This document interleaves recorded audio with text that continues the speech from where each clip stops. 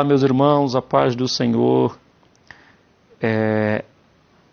Passando aqui para gravar este vídeo, para nós iniciarmos a matéria Cristologia. Nós acabamos de estudar a teologia própria, que trata dos aspectos relacionados à pessoa do eterno Deus. Nós estudamos nessa matéria a natureza, as obras, os nomes que são títulos, a soberania de Deus, os atributos que compõem o seu caráter, a qualidade do seu caráter. Enfim, na teologia própria, o foco do estudo, o centro, é a pessoa do nosso Deus. Agora nós iremos enfatizar a pessoa de Cristo, pois a matéria Cristologia é a matéria que tem como foco principal, como objeto de estudo, a pessoa de Cristo. Logo mais nós estudaremos a matéria Pneumatologia. Na Pneumatologia nós estudaremos a pessoa do Espírito Santo.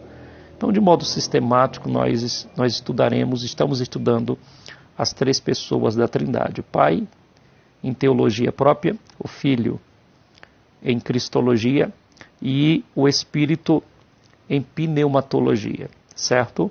É interessante também dizer que esse termo Trindade, ele não é um termo bíblico, certo? O termo não se encontra nem nas escrituras hebraicas, o Antigo Testamento, ou como os judeus chamam de Primeira Aliança, ou o Primeiro Testamento, e nem nas escrituras gregas, o Novo Testamento. Então é um termo teológico, técnico, usado, e eles têm sua origem num concílio chamado Concílio de Nicéia.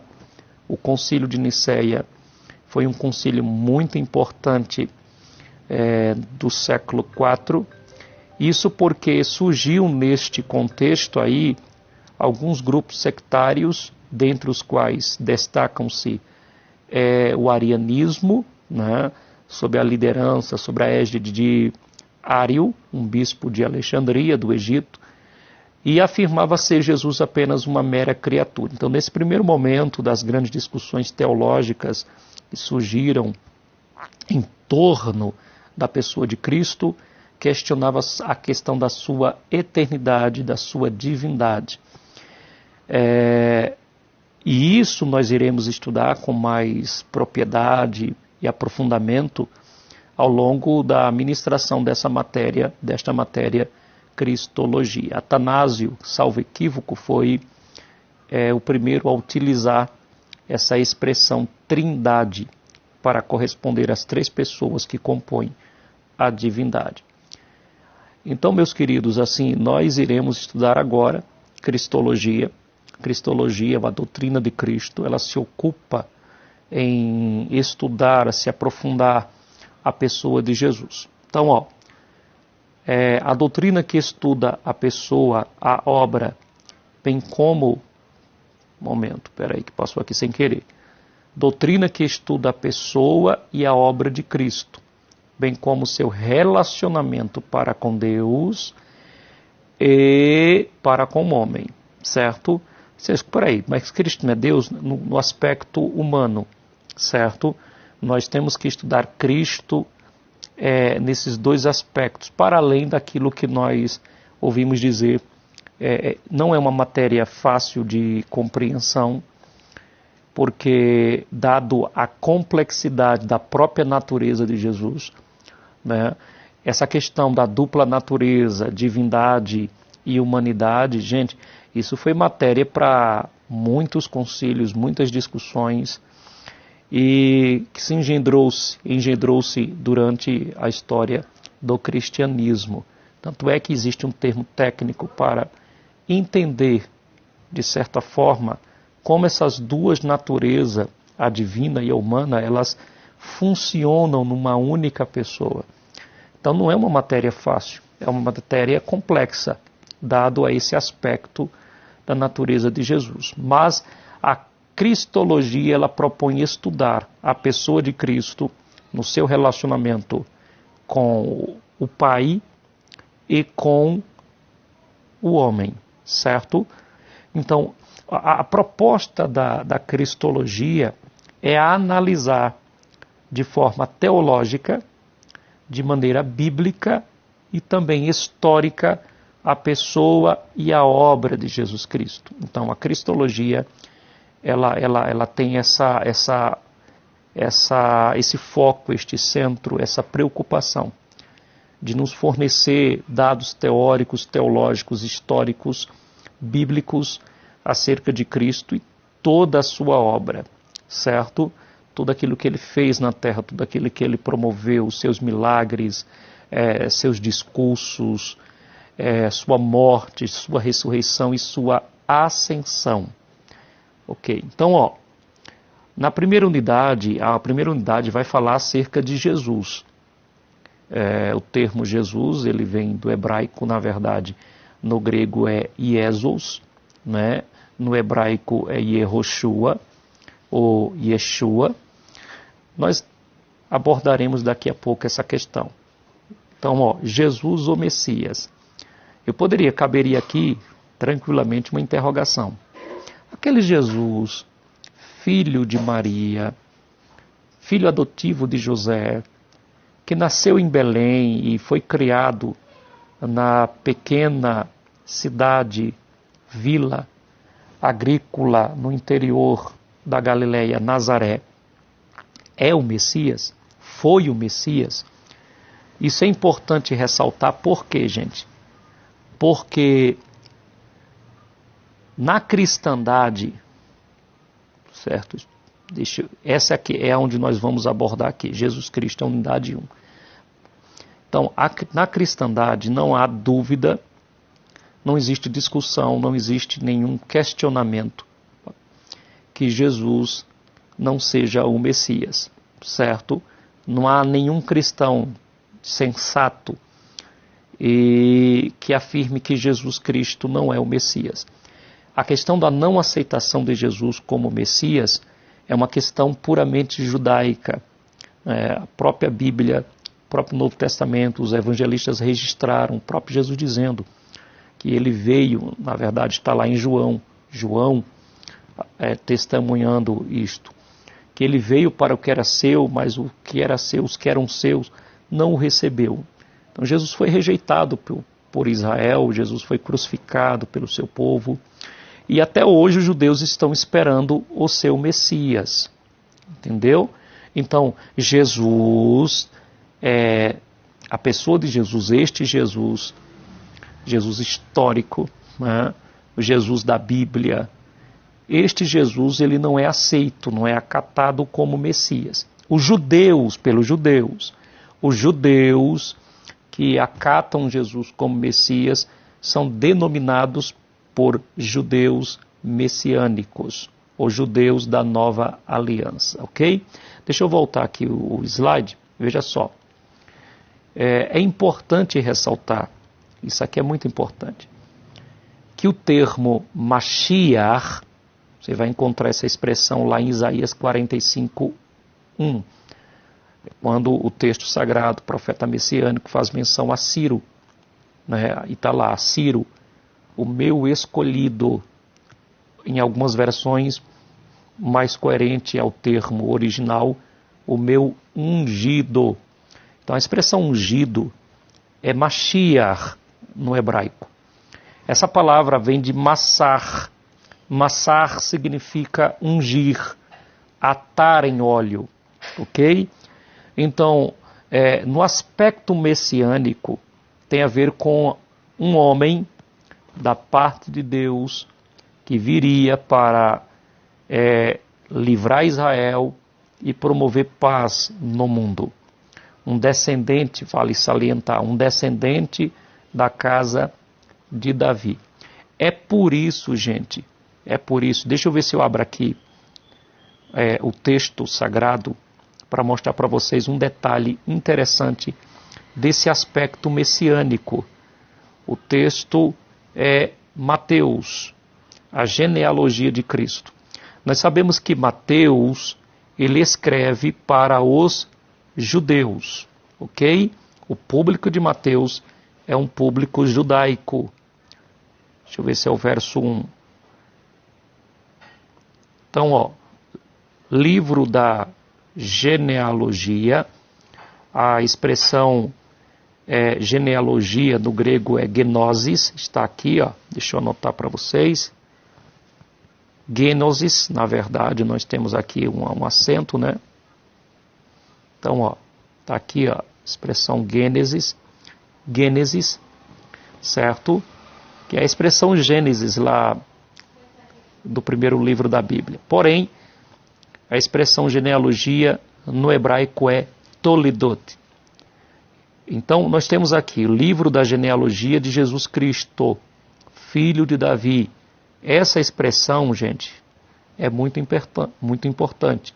Filho de Davi, filho de Abraão. Isso por quê? Porque a profecia messiânica, ela preconiza que o Salvador, este homem da descendência, da linhagem de Davi, filho de Abraão, viria por essa linhagem real. Porque a Bíblia deixa claro que um dos aspectos da profecia messiânica aponta para um descendente de Davi.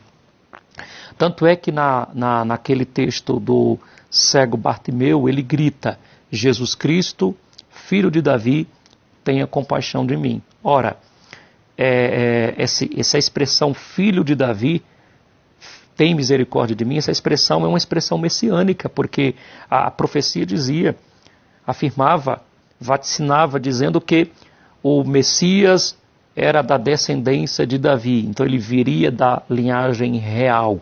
E o verso 1 enfatiza isso. Jesus Cristo, filho de Davi, filho de Abraão, filho aqui é descendente, filho aqui é um descendente da família de Davi e de Abraão. Veja que coisa interessante, o texto diz: Abraão gerou Isaac, Isaac a Jacó, Jacó a Judá e seus irmãos. Perceba que de Isaac, Jacó, de Judá, que é Israel, Jacó, Israel, e daí já parte para o filho Judá. Por quê? Porque a linhagem é da tribo de Judá. A profecia fala que o Messias viria da tribo de Judá. Logo, Mateus é preciso em apenas descrever essa linhagem davídica de Jesus. Aí ele diz: Judá gerou Tamar, Pérez, Zera, Pérez, gerou Esrom, Esrom, Arão, enfim. Aí depois, deixa eu adiantar aqui, ó, Jessé, depois vem Davi, Salomão, depois vem Roboão, Abias, Asa, Josafá, Jorão, Uzias, Jotão, Acasa, Ezequias a Manassés, Josias, Jeconias, né? Enfim, depois da Babilônia, Jeconias, depois Jeconias, Salatiel a Zorobabel. Zorobabel foi o grande governador depois do exílio babilônico. Então, conforme vocês podem ver aqui, ó, todos esses nomes são nomes de reis da linhagem davídica. O que Mateus aqui está apresentando aos leitores? Duas coisas. Primeiro, que este Jesus é de fato o Messias porque ele veio da linhagem de Davi, conforme a profecia. Segundo, este Jesus é o Messias, é o escolhido e tem o direito de abdicar, reivindicar, na verdade, não abdicar, reivindicar o trono de Davi, porque ele é rei por direito, porque ele é da descendência de Davi.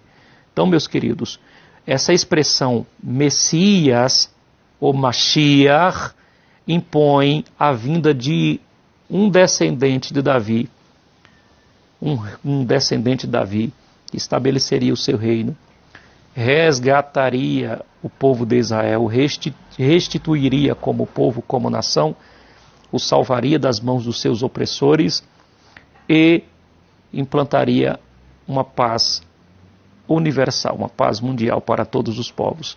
Essa é a perspectiva messiânica. E foi essa perspectiva messiânica que fez com que os judeus não aceitassem a Jesus como Mashiach.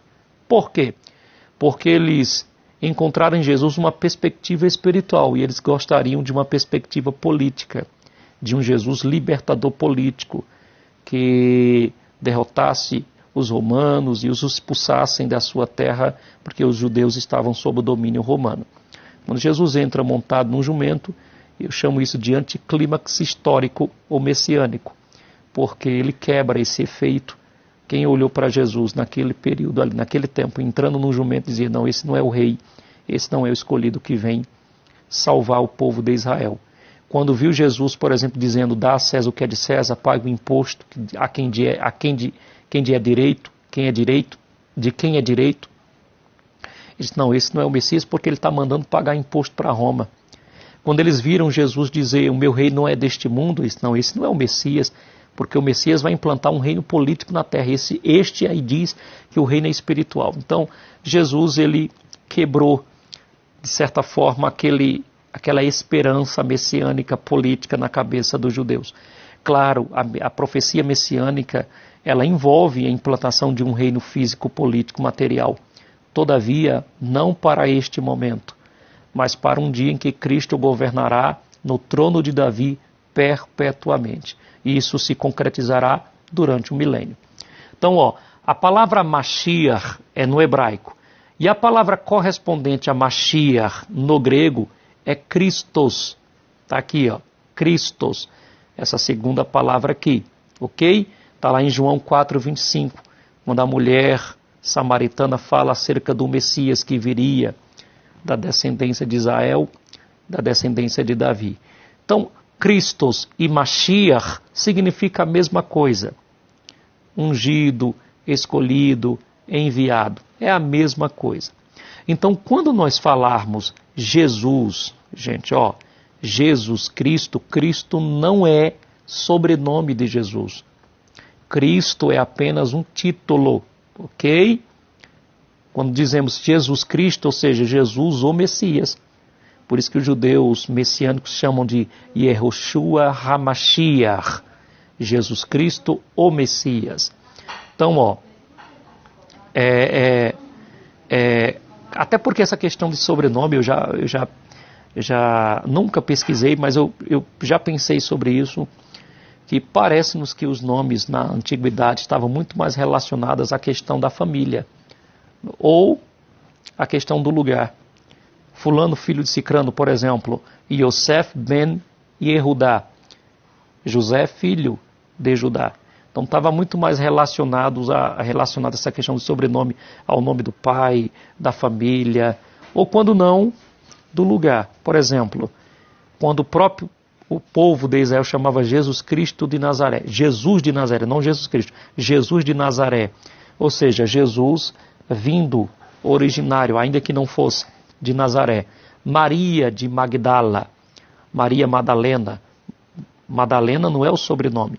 Madalena é o nome que Maria recebeu por causa do lugar que ela morava e quem sabe tenha nascido, que é Magdala. Magdala, nos tempos de Maria, nos tempos de Jesus, era um lugar ali na Palestina, né? Na verdade a Palestina tem um termo anacrônico, mas ali em Israel, no antigo Israel. Então, queridos, é importante ressaltar isso. Mashiach, Christos, é a mesma coisa. Cristo não é o sobrenome de Jesus. Ok? E aí essa questão, esse Jesus é de fato o Cristo? Nós não temos dúvida quanto a isso. As profecias provam que Jesus Cristo é o Messias. Que Jesus, o nosso Jesus, o Filho de Maria, é o Cristo. Há mais de 300 profecias messiânicas no Antigo Testamento. E todas elas se cumpriram plenamente, cabalmente, na figura, na pessoa de Jesus, de Nazaré. Então,